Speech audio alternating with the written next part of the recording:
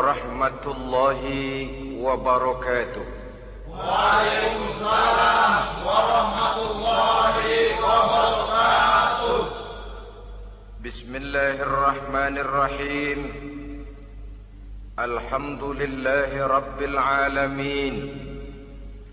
Wassalatu wassalamu ala ashrafil anbiya'i wal mursalin, imamil muttaqin, sayyidil ghurril muhajjalin, wa ala alihi wa ashabihil mujahidin at-tahirin.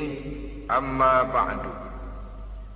Saudara-saudara kaum muslimin rahimakumullah. Seorang muslim adalah seorang yang berpandangan luas, berjiwa lapang. Maksudnya apa? Tujuan jangka pendek dan jangka panjang ini harus dia raih kedua-duanya. Ini yang oleh Al-Quran diajarkan agar setiap muslim mencapai fid dunya hasanah wa fil akhirati hasanah.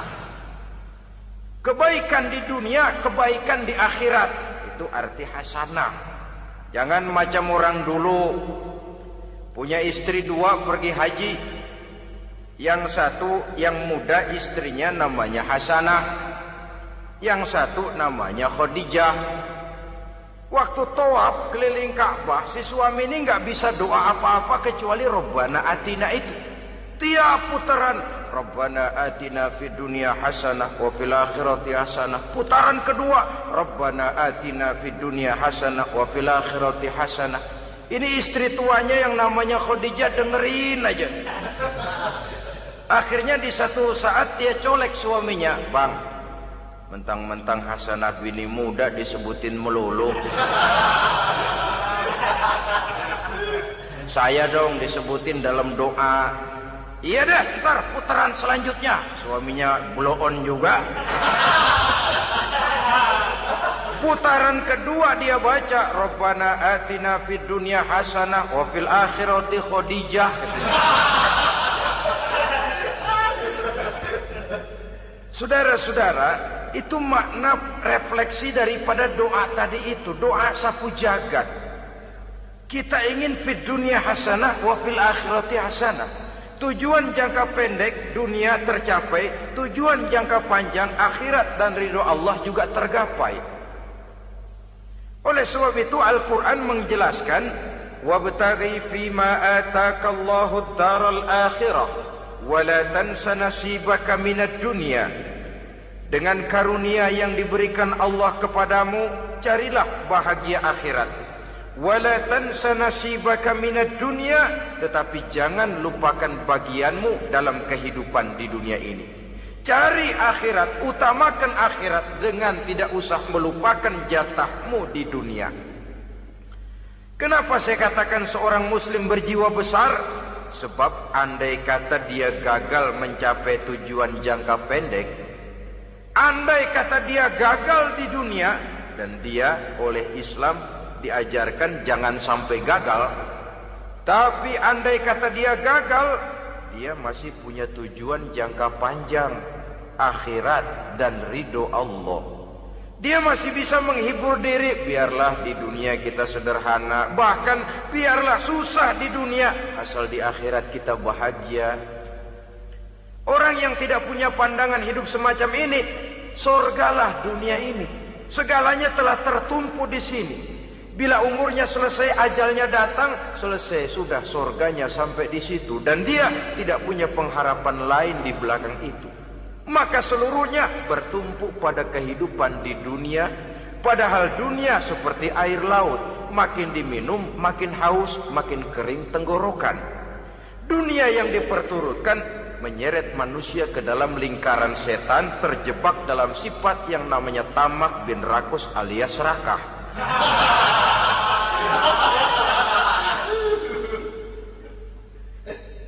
Andai kata dia gagal untuk tujuan jangka pendek, dia masih punya tujuan jangka panjang, akhirat. Dia masih sanggup berkata, biar di dunia kita sederhana, bahkan biar kebelangsak sengsara susah di dunia, asal di akhirat kita bisa bahagia. Kan masih ada harapan. Yang paling bangpak paling rusak betul. Sudah di dunia sengsara, di akhirat celaka. Di dunia rumahnya gubuk, pinggir kali miring, asal hujan bocor, utang selebar warung. Bayang kagak, ngaji enggak, puasa enggak, saban malam merit mulu. Saudara hadirin yang saya hormati, lalu kapan mau bahagia kalau sudah di sini susah, di sana akan susah juga. Ini yang pertama, seorang muslim, seorang yang optimis, berjiwa besar, luas pandangan. Kegagalan dia dalam jangka pendek tidak menyebabkan dia melupakan tujuan jangka panjang. Yang kedua, positifnya apa? Cara dia mencapai tujuan jangka pendek diwarnai oleh keyakinan adanya tujuan jangka panjang. Dia memang benar cari harta, tapi karena dia yakin ada akhirat, Allah ridho apa tidak? Ini positifnya. Saya memang cari duit, tapi dengan cara ini Allah ridho apa tidak? Saya memang ingin berpakaian yang rapi, tapi dengan tidak menutup aurat begini, Allah ridho atau tidak? Saya memang bergaul menghormati teman, tapi terjebak dalam minuman keras karena menghormati teman, Allah ridho apa tidak? Ini orang yang punya tujuan jangka panjang. Segalanya diberikan bingkai dengan pertanyaan, Allah ridho atau tidak? Keyakinannya terhadap tujuan jangka panjang mewarnai gaya hidupnya di dunia ini, mencapai tujuan jangka pendek tadi. Mau minum, Allah ridho apa enggak ini? Mau makan, yang saya makan Allah ridho apa enggak ini?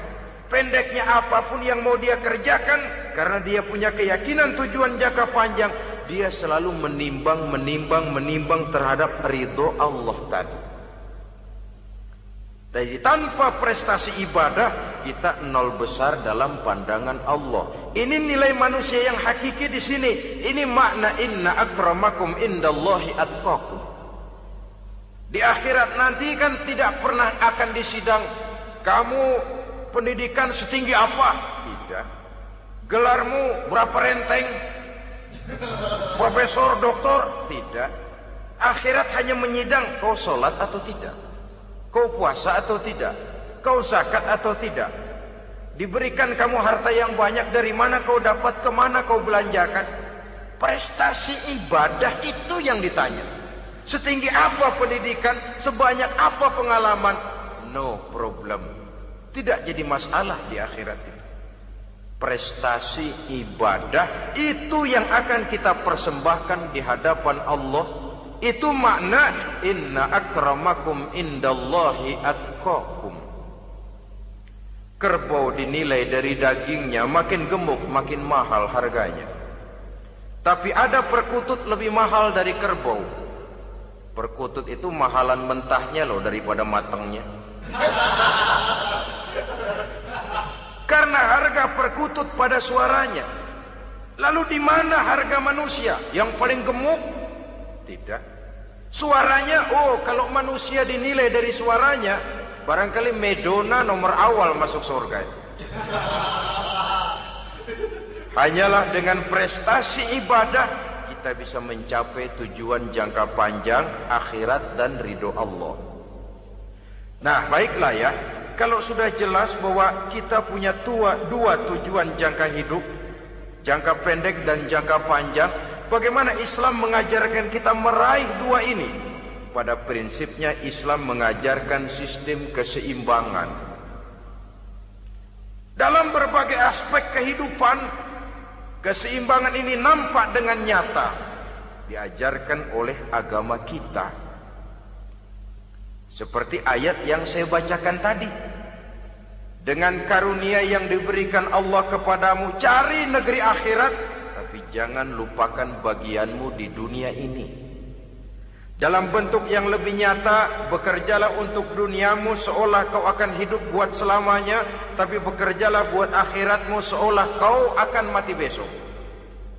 Manifestasinya dalam kehidupan, misalnya orang kaya diperintah membantu yang miskin, tapi orang miskin dianjurkan berusaha. Jangan mengandalkan hidup kepada yang kaya, seimbang. Kamu kaya, betul Pak, bantu yang miskin. Kamu miskin, iya Pak, berusaha. Seimbang. Tuan rumah diwajibkan menghormati tamu, tamu diwajibkan tahu diri, seimbang. Jadi bagaimana kalau sudah kita bekerja di sawah, di ladang, di pasar, di kantor, anggap kita akan hidup selamanya agar timbul gairah kerja. Tapi kalau sudah sholat, anggap kita akan mati besok supaya timbul khusyuknya. Nah, titik tekannya di mana? Stresnya itu. Walaupun Islam mengajarkan sistem keseimbangan, tapi Al-Quran tetap menggarisbawahi walal akhiratu khairul laka minal, bahwa bagaimanapun seimbangnya, akhirat itu lebih utama daripada dunia. Bagaimana implementasinya? Kata orang-orang tua, kalau kita menanam padi, rumput pasti tumbuh, tapi nanam rumput jangan mimpi tumbuh padi. Maksudnya apa? Kalau satu perbuatan kita niatkan karena Allah, dunianya pasti ikut. Tapi kalau satu perbuatan diniatkan karena dunia semata-mata, akhirat akan hilang. Sebab itu, biasakanlah berbuat sesuatu baik untuk tujuan jangka pendek, lebih-lebih untuk tujuan jangka panjang dengan motif lillahi ta'ala.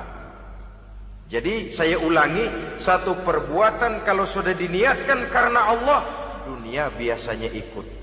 Tapi kalau diniatkan karena dunia semata-mata, akhirat akan luput.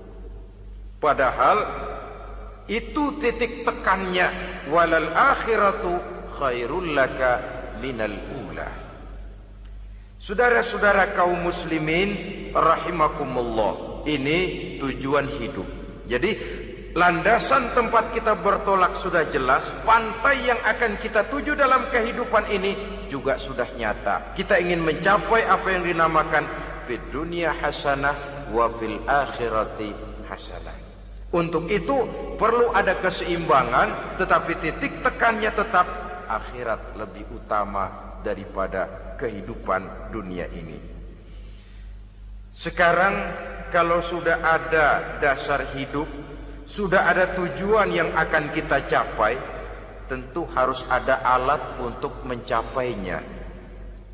Semuanya perlu sarana. Bahkan pada hakikatnya dalam kaidah usul fikih para ulama mengajarkan lil wasail hukmul maqasid. Sarana dan tujuan hukumnya sama. Ini mestinya mendidik umat Islam jadi pinter. Jangan cuma berpikir melaksanakan satu pekerjaan, tapi juga berpikir menciptakan sarana untuk terwujudnya pekerjaan itu. Misalnya umat Islam wajib pergi haji kalau mampu, kan begitu toh? Kalau dia umat Islam Indonesia, tentu pergi hajinya ke Mekah. Mekah, Jeddah, Mekah, Indonesia perlu sarana angkutan untuk sampai ke sana. Kapal laut, kapal udara. Artinya umat Islam harus maju di bidang teknologi, bisa menciptakan pesawat, bisa menciptakan kapal laut, sarana yang akan menyampaikan dia untuk bisa melaksanakan ibadah haji.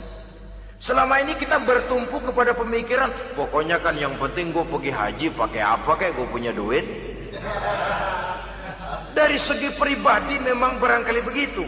Tapi sebagai umat yang harus mencapai kemajuan, apabila diperintahkan melaksanakan sesuatu, kita pun hakikatnya dituntut menciptakan sarana untuk menunjang pelaksanaan sesuatu itu sendiri.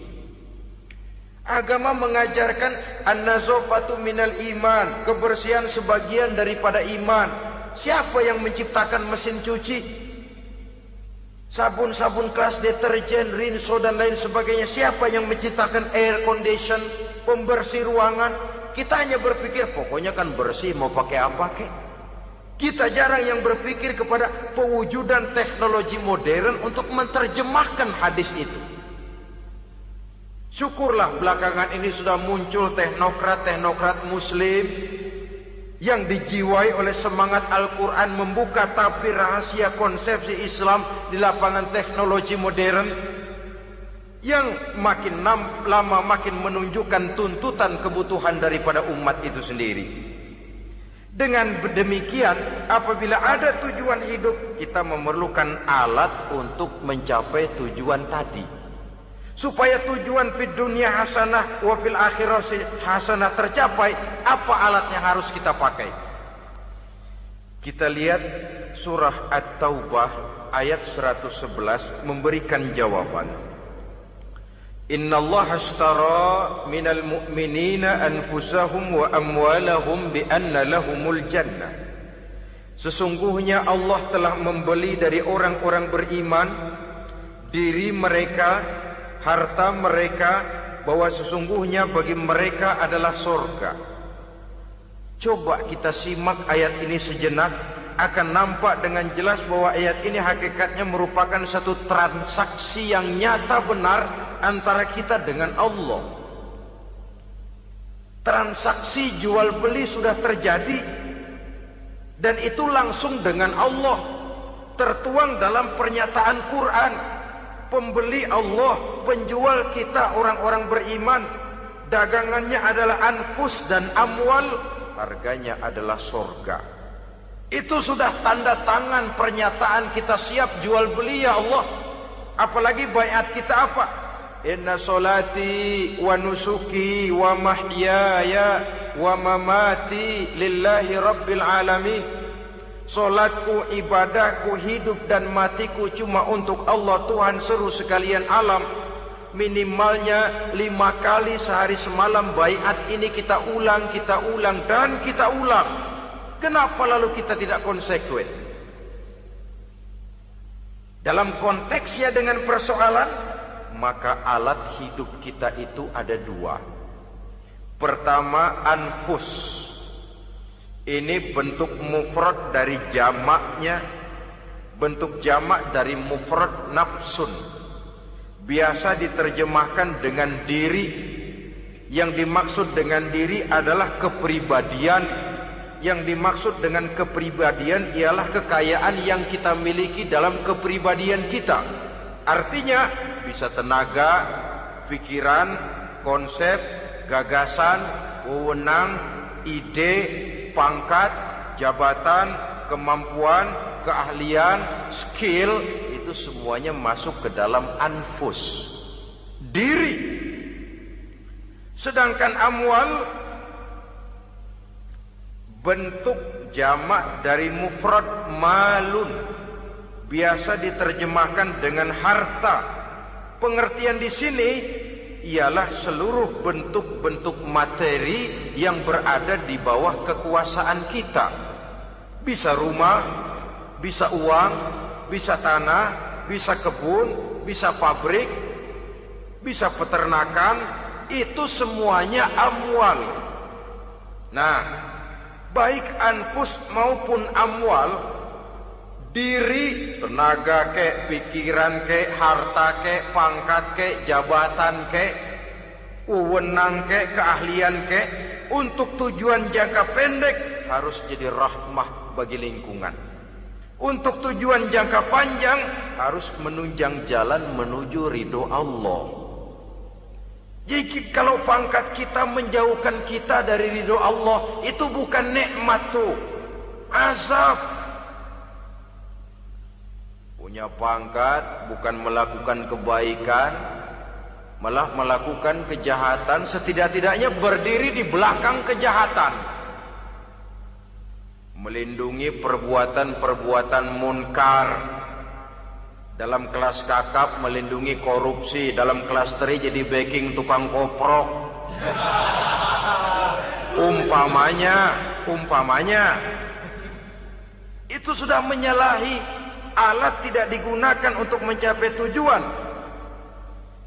Itu untuk tujuan jangka pendek. Lalu amwal, harta, uang, tanah, rumah, kebun, untuk tujuan jangka pendek harus menjadi rahmah bagi lingkungan. Sedang untuk tujuan jangka panjang, baik diri maupun harta harus menunjang jalan menuju ridho Allah, harus meningkatkan prestasi ibadah kita kepada Allah Subhanahu wa ta'ala. Malah yang namanya amwal ini tanggung jawabnya lebih berat loh saudara. Kalau saudara diberikan ilmu, sidang akhirat cuma satu. Ilmumu kau amalkan untuk apa? Saudara diberikan umur panjang, pengadilan akhirat cuma bertanya satu. Umurmu kau habiskan di mana? Tapi saudara diberikan harta, pertanyaan akhirat dua. Hartamu kau dapat dari mana? Kau belanjakan kemana? Dari mananya dan kemananya ditanya, depan belakang. Kadang-kadang kan ada orang hartanya didapat dari jalan yang halal, dibelanjakan di jalan haram. Kerja peras keringat banting tulang setengah mati, begitu dapat duit beli buntutan, muter-muter kertas cari kode. Didapat dari jalan halal